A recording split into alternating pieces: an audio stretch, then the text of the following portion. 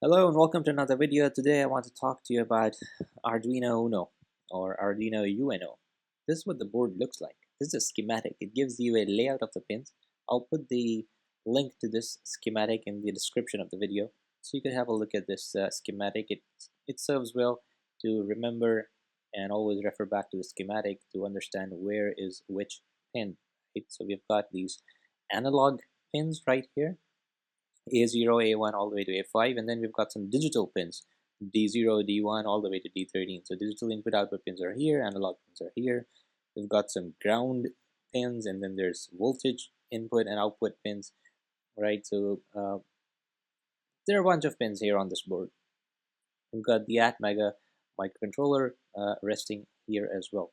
So, and there are a bunch of ways to power this board up. You could power it with an adapter, you could power it through the voltage input pins right here. For example, this voltage input pin could also power this board up, and you could also connect it through this pin with a computer and power it. And this is how we usually burn code into this board, right? Through this interface with a computer. I've got a 3D render also here to give a better idea what the board looks like. There's also a button around here as well. Different boards come up with different buttons also, but the Uno typically comes up with just this one button. Anyways, but let me do one better. I've got the actual board here with me as well, right? So this is what the Arduino board uh, actually looks like, right? So we've got all that schematic and everything, but we've got this actual board here with us as well. And this is something I want to work with in this video. So notice we've got these analog pins set up here. We've got these digital pins set up here, and we've got these headers coming out, right? So you could always plug in jumper wires into these to access those pins.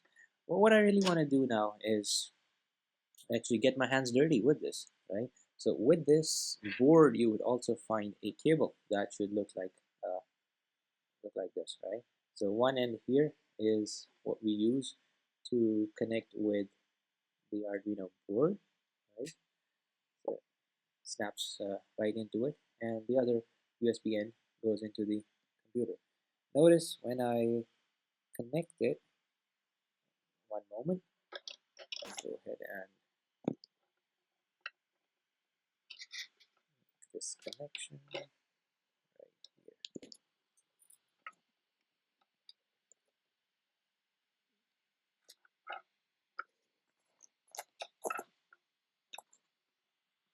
This is just a USB port.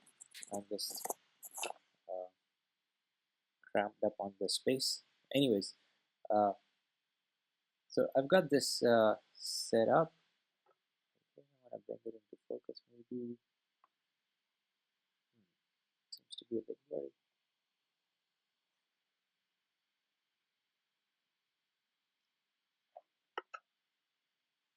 Let me see if I could fix the focus. Okay, yeah, there it is. So I've got the focus back. This is what it looks like right away when you plug the board. Okay, there's probably some code on it, but this is the LED that tells you this board is turned on right now, and this is a built-in LED. You could control this built-in LED and when it turns on, how much it turns on, etc. But this is the LED that tells you that the board is turned on. So what I want to do is right away, once you've downloaded the software, this is what it looks like. These are called sketches.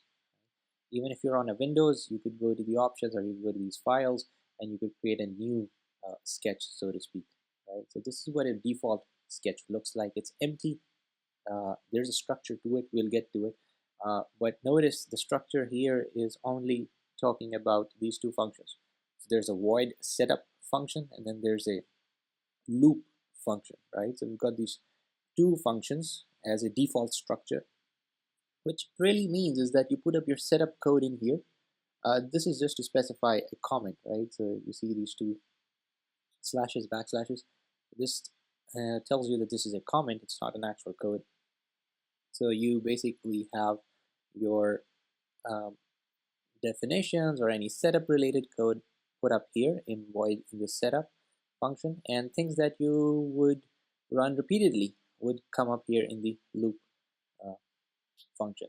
So what I want to do is go ahead first and go into examples and look at these bunch of examples, right? So you've got these different things, different kinds of examples in Arduino.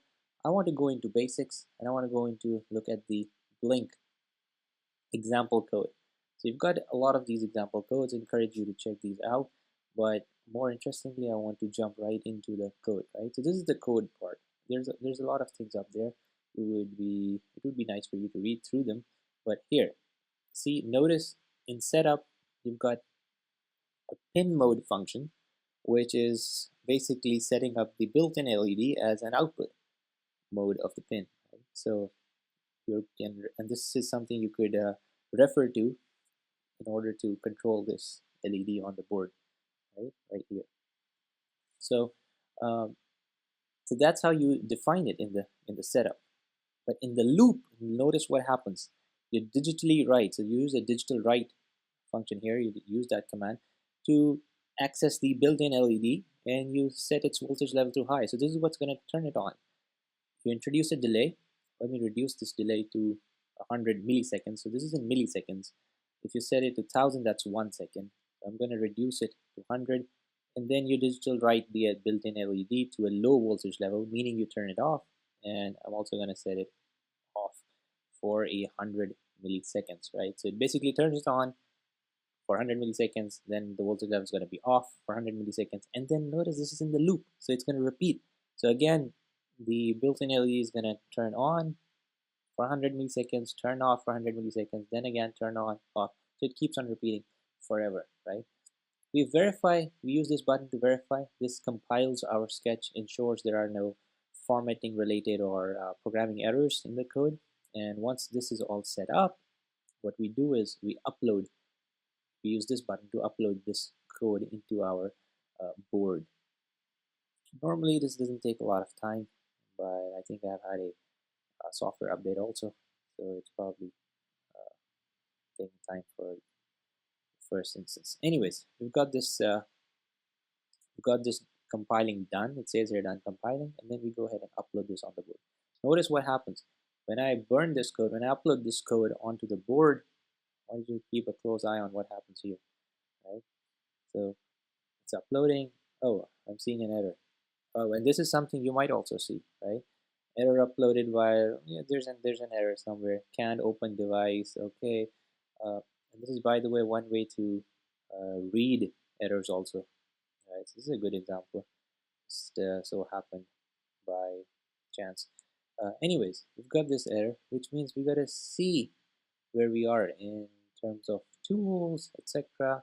We've got the board, okay, we've got the port, and even if you're on a Windows, you might want to go there and make sure you've chosen the right port.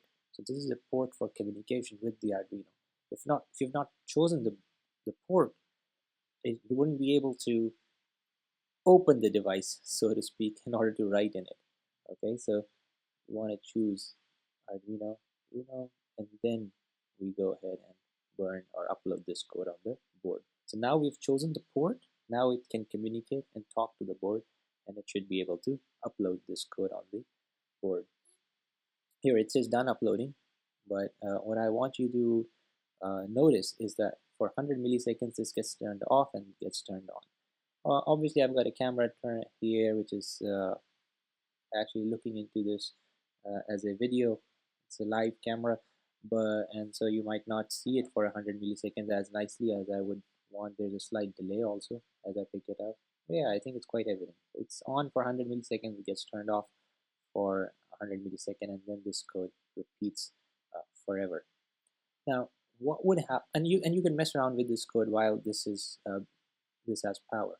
So notice what happens when I comment this out. I wanna go ahead and I wanna comment this out. And what should I expect really? I should expect the LED to be turned on, and yeah, then remain turned on, right? So I could go ahead and burn this code, and I should expect the LED remains turned on forever. Right? And that is something we should see.